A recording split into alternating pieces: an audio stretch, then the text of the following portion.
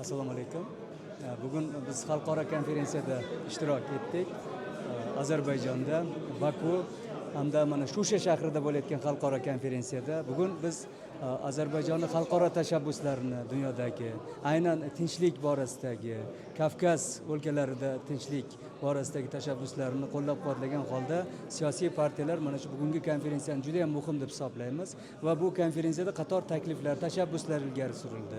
Ayniqsa davlatlar rahbarlarini amalga oshirayotgan tashabbuslarni biz to'liq qo'llab-quvvatlaymiz. Bu borada O'zbekiston va Ozarbayjon o'rtasidagi aloqalar o'zini eng yuqori cho'qqisiga chiqdi hozir. Va prezidentlarimiz muhtaram Ilhom Aliyev va Shavkat Mirziyoyevning yaqin munosabatlari, o'zaro do'stona munosabatlari hamda xalqlarimizni yaqinligi mana shunday bir yuqori darajadagi aloqalarimizni ta'minlayapti. Bizni ko'p narsa birlashtirib turibdi O'zbekiston va Ozarbayjon xalqlarini.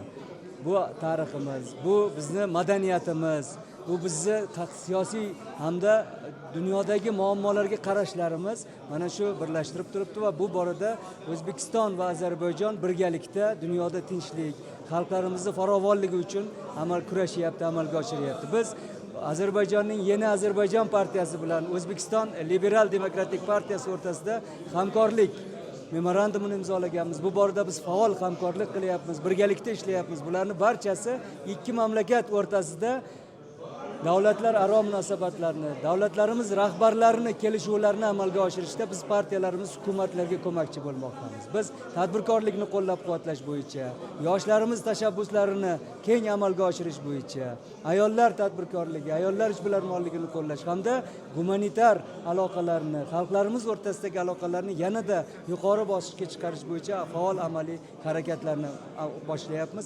Yaqindagina Ozarbayjon urbanizatsiya bo'yicha juda katta forumni o'tkazdi. Bu forumda bizning prezidentimiz qatnashdi, muhtaram Shavkat Mirziyoyev.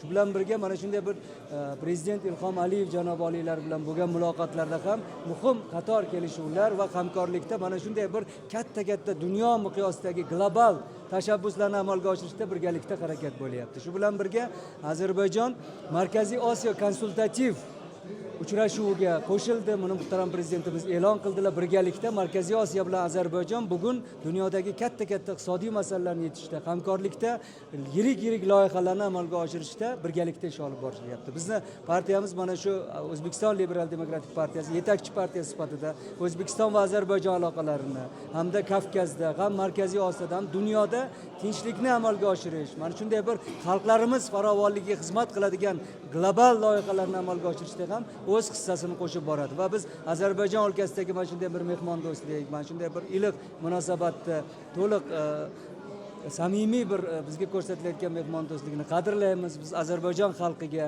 bugungi mana shunday 15-iyun kuni Ozarbayjon xalqi uchun milliy qurtulush kuni, mana shu kun bilan farovonlik tilaymiz Ozarbayjon xalqiga, taraqqiyot tilaymiz. Bundan keyin ham mana shu ikki mamlakatlarimiz o'rtasidagi do'stona munosabatlar abadiy bo'lsin, yuksalsin va xalqlarimizga tinchlik, farovonlik va butun bugungi konferensiyada ishtirok etayotgan do'st mamlakatlar bilan ham bundan keyin ham munosabatlarni rivojlantirish yo'lidamiz. Rahmat.